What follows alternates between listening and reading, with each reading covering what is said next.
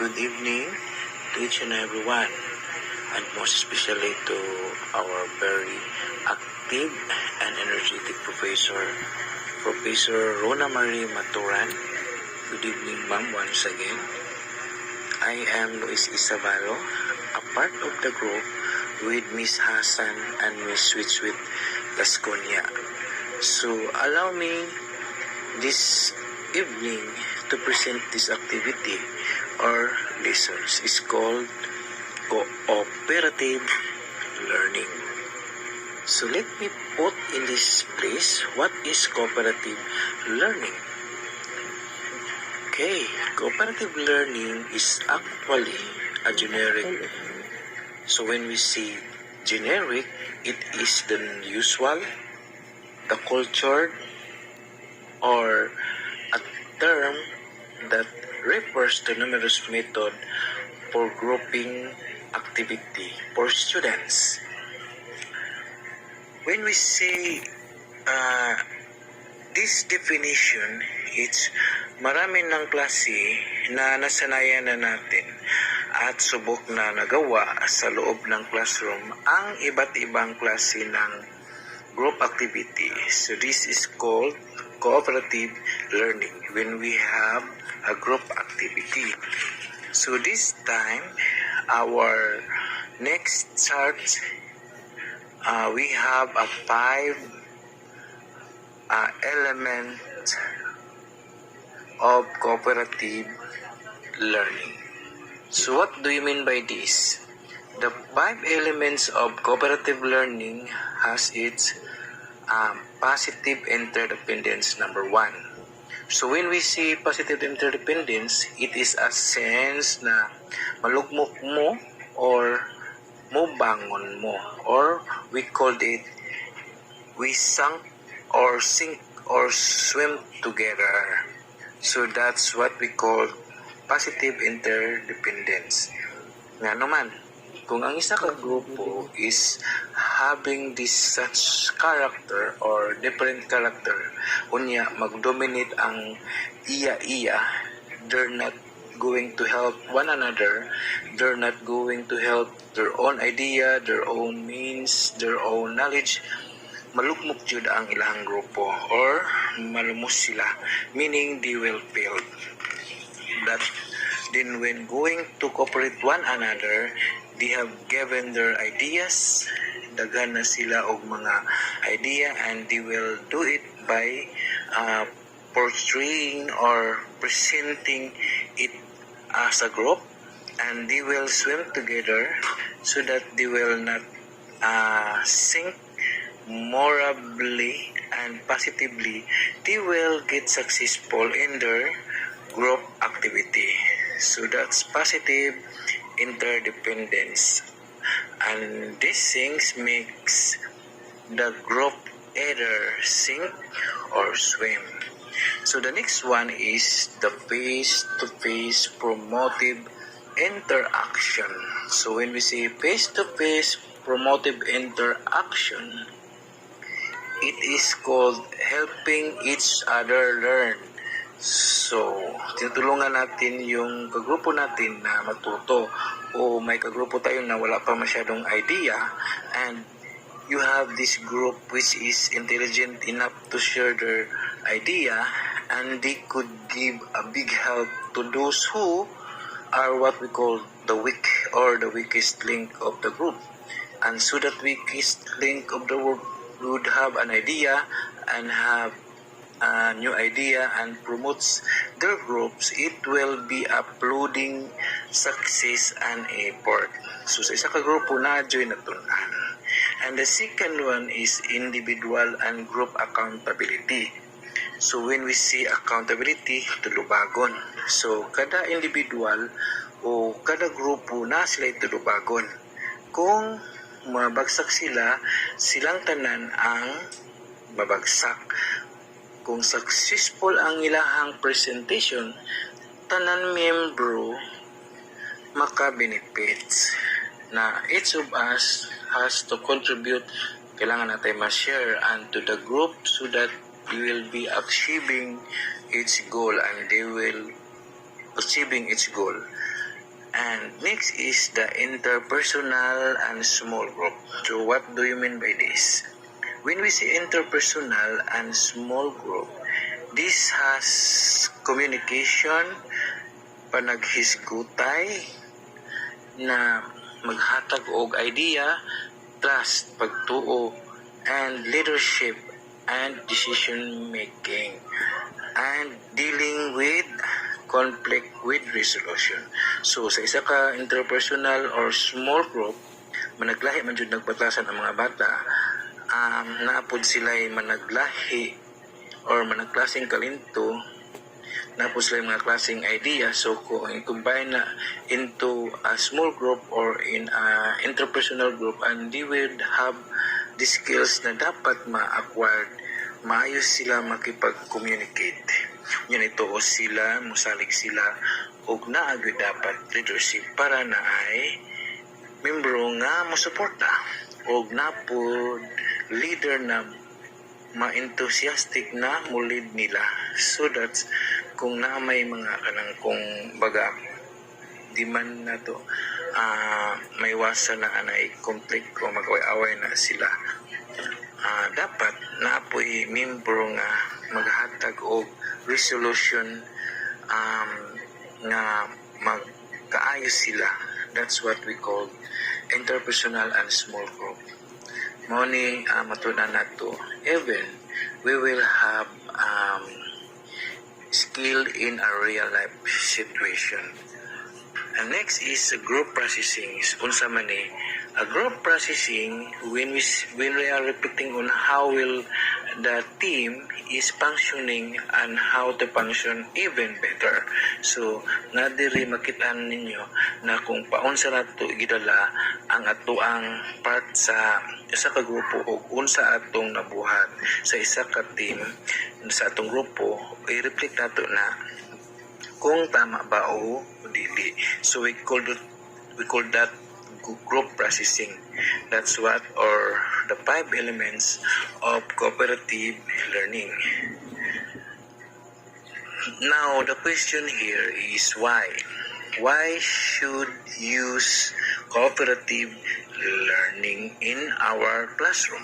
Ngano kailangan man ta mo gamit og cooperative learning sa atong classroom as a teacher?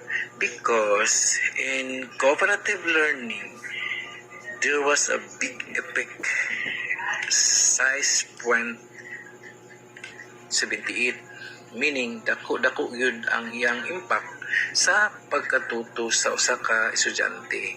Imagine 78% would have a compared with instructional strategy nga gamay ra ang effect kung kana imong sundon. Na in cooperative learning man good, which the students work on a task individually, they work out competing with one another. So makipagkompetensya sila sa usag-usa if they would have a cooperative learning. Unlike instructional, the student would have competitions in his personal idea, nakipagkompetensya sa iyang sariling intuition, meaning ang cooperative learning bugat ang impact kaysa instructional nga wala sila competition. When we have in a school activity, kailangan naman jud na competition so that you can compare and learn from higher expectation. So this is why we should use cooperative learning. Next is, now here we have question. Now, okay, I need to use cooperative learning. Kung kailangan ako gamiton ang cooperative learning, as you see in the classroom, we need talaga cooperative learning because it would have a big help. Help me. What do I need to know to implement paunsa na ko buhaton or strategy o gamiton nako ang cooperative learning effectively? So we have one, positive interdependence. What do you mean by this positive interdependence? positive interdependence is probably most important and most difficult part of cooperative learning. Kaya nga naman, because you need to plan. Kailangan nimo planuhon, dili kay magpatara lang ka, no? Magpa-activity ka lang na wala nimo plano. You could not apply positive interdependence kay managklase man ang mga bata. If you have international, ihalo nimo siya sa mga native, of course magkarambula. You have to plan or how to do about it so that the capability o unsa man naa sa mga estudyante don't held back, dili sila mag-alanganin, and the least capable students feel like they had input nga katong mga dili kayo maayo pero naa sila gi-share. Makita nimo na kini maayo na siya sa drawing, maayo ni siya mag-blend of color. So like for example, magpa poster making ka nga na kay mga bright niya dili kay balo mo drawing pero na dili bright nga how kay mo drawing, no? Now you need to plan. You will know the capacity of each students, and you have individual and group accountability. So what is individual and group accountability? Plan a group. Kailangan kung magpa-group activity ka using cooperative learning, planuhon nimo kinsa sila nga imong i-grupo ug unsa ang task nga imong ipabuhat, that you know where apat na teacher ka na kaila ka sa imong estudyante kay balo ka sa unsay ilang maipagawas nga input kay kahibalo ka sa ilahang capacity as an individual, and you will learn the individual assessment of each of one, that the knowledgeable and skillful of their own focus. Now, this one, that the goal to make each member stronger or magkaroon sila ng rapport na maging, gwapo din ni pareson si Kuan kay inani ang labas. And the goal is to make each member competitive and student learn together na jud nay matun-an ang mga bata bisan tuod gamay, and eventually became stronger individual in the future ahead of this. So this is what we call why should we apply cooperative learning in our classroom. Okay, next, we must have this what we call interpersonal and social skills. Why do we need to let them have and apply interpersonal learning? So that they will have interpersonal and social skill, meaning na sila'y pagkipag-abi-abi, kabalo sila mo deal og tao, dili sila mahimong mute, na wala sila ma-share. So in other words, when you are applying in cooperative learning, gitudluan pud nimo makikisocialize imong estudyante, labi na katong mga hilumon nga na ay ikabuga, no, na ikagawas nga mga idea. So naadjud na mga nanang klaseng bata na dili kabalo makipag-socialize. So in this activity, you can learn and teach the student that they can do in socialization by doing cooperative work, and the social skills for effective cooperative learning do not magically appear kanang-kanayon. No, it is what we call mahitabo siya in a manner na hangtod kadugayan maanad na ing aning klaseng estudyante, and so social skill must be taught. Kailangan tudo nato nga makipag komunikasyon ta, makipag-abi-abi, makipag-socialize, and so that is a skill beyond that activity they learn. So when they grow up, sila na ang makipag-cooperate sa mga managklaseng activity. They know how and why they need to be sociable so that they would allow themselves to learn and grow.